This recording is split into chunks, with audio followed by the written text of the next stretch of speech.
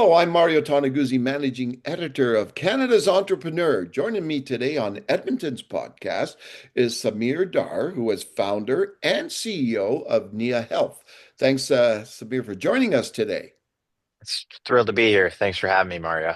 Okay, let's talk a little bit about the company, NiaHealth. Tell me what it is and what you guys do.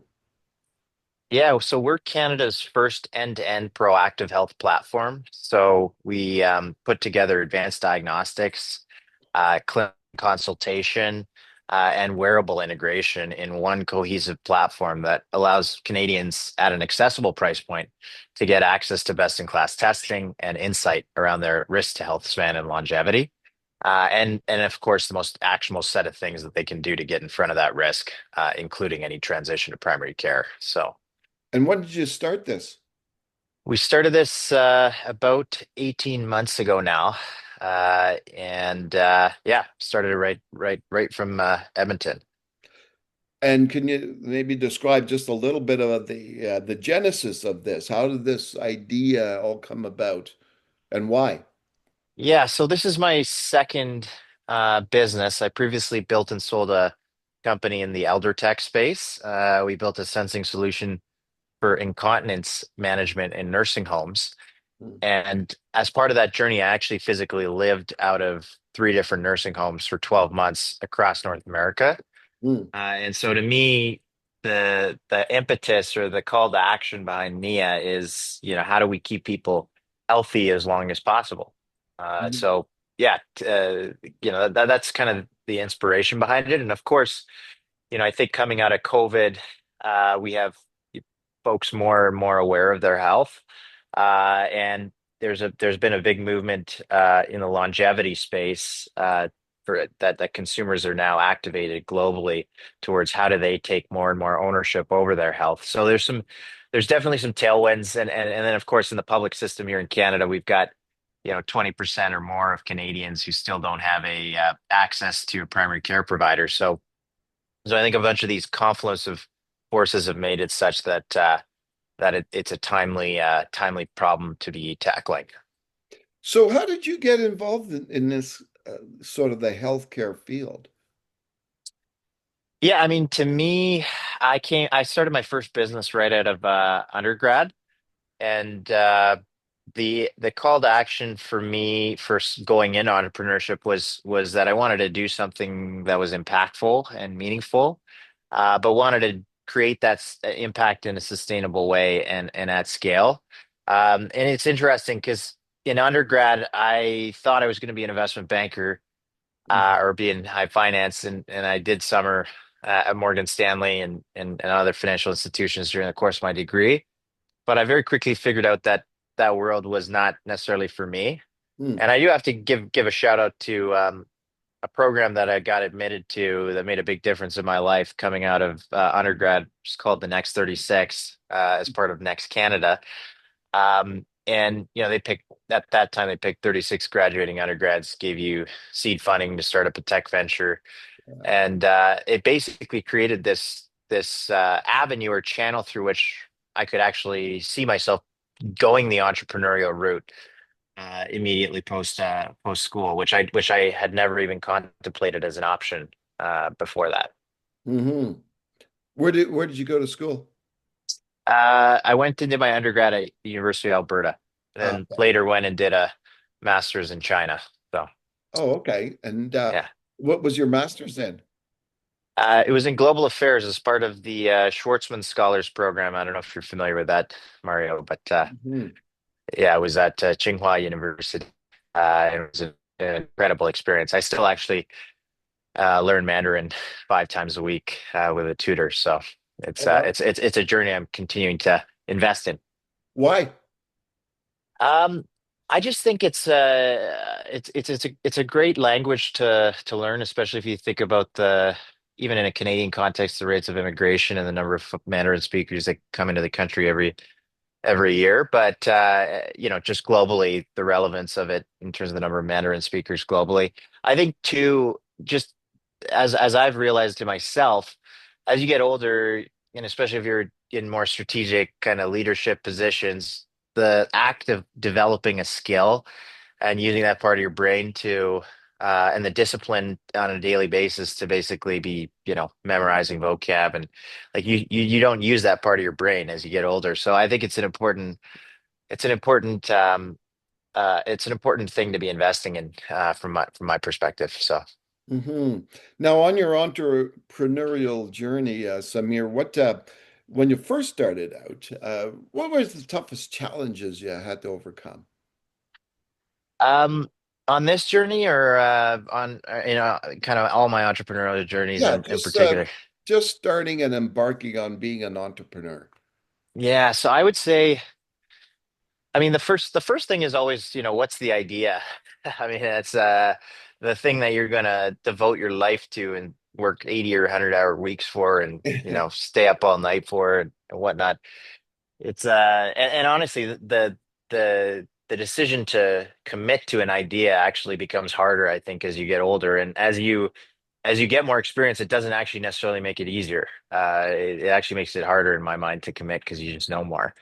But I think like finding the idea is one thing, is one big monumental kind of a gap that needs to be overcome, or challenge that you have to overcome. What are all the risks associated with this idea? How do you think about de-risking some of those things? Is this indeed worthy of actually spending your time into? I think that's always like the big first hurdle. And actually, in between businesses to start Nia, I spent 4 years in the quote unquote wilderness to try to basically figure out what was the next journey worthy of going on.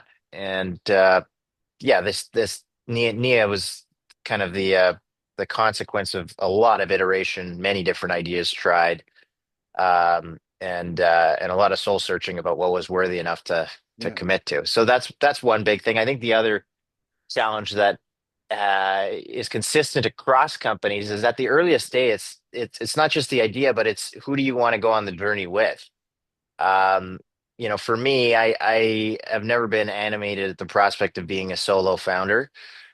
I've always found benefit in having partners on the journey, actually both financially as well as operationally. And it's funny because in both companies, after having been funded, uh, we had meaningful co-founders leave the business, and you end up in this no man's land of, oh my God, like I just raised money. The co-founder decided that it wasn't for them and that they needed to leave, and you somehow had to pick up the pieces and figure out how to solve that kind of existential threat in a very early stage of the business. So I think that's another challenge, is who you go on the journey with, and maybe goes hand in hand with the idea. So on the journey, did you have any role models or mentors, be it people that you knew or just people out there in general who are successful business people? Yeah, no, absolutely. I mean, like on the first journey, um, there's a number of folks, including the ones that ended up investing in me, that I credit with, having supported me through mentorship, and even financially backing you. Folks like John Ferguson, he's former chairman of Suncor, and someone I got introduced to through undergrad, and he was my first, $50,000 check into my first ever business, right? And I remember the feeling as a 20-year-old of somebody like John, who I looked up to, and I still do so much, saying that he wanted to invest in me, and setting terms. And I just thought I thought I had made it, right? It was just like, man, what could be better than this? So folks like him have made a big difference. Even on the Nia journey, actually, I got to tell you, um, I I I between businesses, as I said, spent 4 years in the wilderness, and anytime I had an idea or was working on something, one of the key figures that I would go to for advice was Forrest Wirtz, who's uh, who's from Version One Ventures, one of the top seed funds in the country, and almost every single idea I tried in those years, he would just say, it's not, yeah, it's not gonna work. It's not big enough. It's not gonna, whatever. He just basically, you know, poured water on my dreams type thing here. And but on the Nia journey, when I talked to him about, this initial idea and the work I'd been doing on it, et cetera, I mean, he saw this one as the one in many ways, and then said basically by the end of a 20-30 minute call was saying, hey, how do we invest? How do we invest in this? And then he ended up being and version one ended up being the first check into Nia's journey. So yeah, I think to answer your question succinctly and wrapping it all up, mentors slash relationships with people you really respect are instrumental in going on these types of journeys, I think. Any books helpful for you? Um, I mean, I actually these days, I've been indexing more on essays and blog posts that have kind of been, consistently there for me in times of kind of questioning or what should I do next, etc. Yeah. So one essay that made a specific impact on me in recent times has been Sam Altman's How to Be Successful essay that was written back, I think, in 2019. And that's one that I continue to refer back to, and I did even when in the wilderness as a kind of a kind of a bellwether of is this idea big enough? Is this something that I should be going on the path, towards?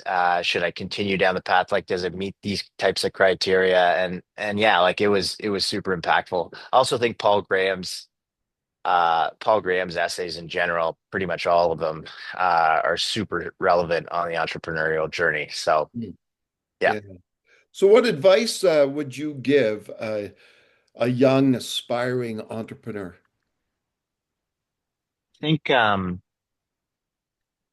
the first thing is you got to do the work. And I want to say this, elaborate on this a little bit because I think particularly in the West, I'm seeing this kind of emergence in the past several years, and it's significantly shifted in the past 10 years of this emphasis on work-life balance, on you know, kind of minimum 40-hour work weeks, being the kind of standard of the day. And honestly, even right now, as we're trying to recruit folks, I keep running up against this. And Mm. it's crazy to me because the reality of getting something off the ground as an entrepreneur is that it takes a Herculean effort, right? Mm. And I can't point to a business that was built that made a meaningful dent in the universe on 40 hours a week. I don't know where that comes from. But anyway, so I think doing the work is a big piece of the equation. I think the second thing is you got to find something that, win or lose, you feel is worthy. And however you define worthy, that's up to you.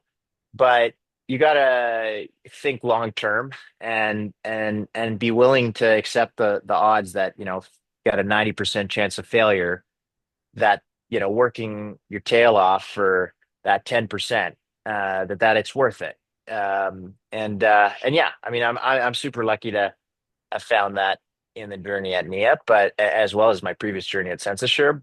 But it leads to leading life on a much different level, and it makes it much easier during the tough times to remember why you're doing the thing you're doing. And I think that, to the extent that you can find a cause that's more than just about money. I mean, a lot of people are just motivated by money, and that's fine. But the more that you can find a cause that's more worthy, more nuanced, I should say, or more, a little deeper than just about financial gain, I think makes it much easier to galvanize a crew towards the cause, Yeah. as well as yourself be in it. Now, I noticed on your bio that you were Canada's top 20 under 20, also Edmonton's top 40 under 40. Where do you think some of your thoughts and ideas about success and being successful. Where does that come from? I definitely, you always have to give credit for that type of a question to your parents and your upbringing. And I think this is not an atypical immigrant story in the sense that my parents came from India however many years ago, 40 years ago or more now. And and they instill this ethic of hard work and achievement and kind of doing things really well. And that I mean that's something that I'll forever be grateful for. Now, the interesting part was the immigrant story does not always include entrepreneurship as part of its narrative, and particularly for an East Indian perspective, being a doctor, engineer, lawyer is a standard path is definitely what's championed as you're getting as you go through life and you grow up. So taking this kind of less trodden path was was a journey, right? It was also an educational journey at the age of 20 to for my parents, right? Because that was not necessarily the path to success that they were acquainted with or familiar with. So yeah, but I think that if you're true to yourself, the sometimes the journey finds you, and and you can be amazed and delighted by what ensues. Yeah. Now regarding the journey, you mentioned you've lived in a lot of different places and before we started taping this, we talked about coming back to Edmonton. Tell me about, you know, Edmonton, what you like about Edmonton and running a business and just being here.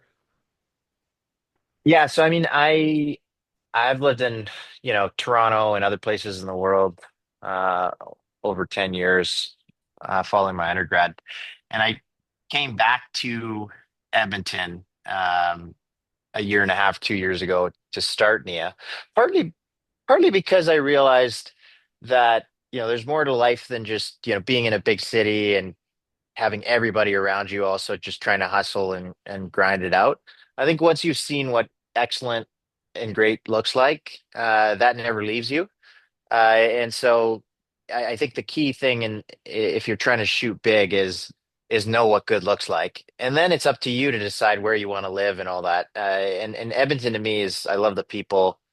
I love the fact they can hold doors open for you and they're polite and are not all just hustling to kind of be on the rat race. They see other things in life. You got amazing bike trails, et cetera, and just quality of life is great. Now, in terms of building a business here, I think it's also had some advantages that I didn't expect, where because you have a bit of that more smaller town vibe, which I think is consistent across Alberta, even in Calgary. Um, People are more willing to give you that first shot, take that bet on you, and then word gets around. So how that manifested for us at NIA even has been with our B2B motion. We were able to, get small, businesses and the business community on board to kind of trial our solution in the very earliest of days. And that was all just, I think, because we had this community that's super supportive and is, willing and wants to invest in its younger entrepreneurs trying to make a dent in the universe. So I don't know if it would have been, to be honest, that easy in Toronto. And actually, even having a robust network in Toronto, most of our enterprise sales came from Edmonton. So, yeah, I think there's something very special about that kind of community, smaller town vibe, especially when you're trying to get something off the ground. Yeah. Now, just the last thing I wanted to ask you, you did talk a lot about, the hard work and the hours put into a business. Do you have time for other things? What do you do outside of work uh, that you pursue and spend time Yeah, with? yeah. I mean, I love to road bike. I love to run. I love to travel and travel to see friends often. So when you're short on time on a day-to-day basis, like being intentional about being able to spend time with the people who matter the most is super important. Yeah, I mean, I also love to read. So these days I always have an audio book going. Uh, but um, but yeah, I mean, I got a bunch of diverse interests, and then, like I said too, even from a language learning perspective, I invest hours every week to furthering the kind of Mandarin journey, and I think I'm going to add French to the mix Wow. again. So yeah, like I think it's to the extent that you can, you gotta yeah try to have other aspects of life, but it's hard. It's very hard. It's not easy. Yeah, exactly. Yeah. All righty. Well, thanks so much for joining us today. Thank you, Mario. Really appreciate that time. Okay, that was Samir Dar, who is co-founder and CEO of NiaHealth. I'm Mario Toneguzzi, managing editor of Canada's Entrepreneur. Thanks for joining us today.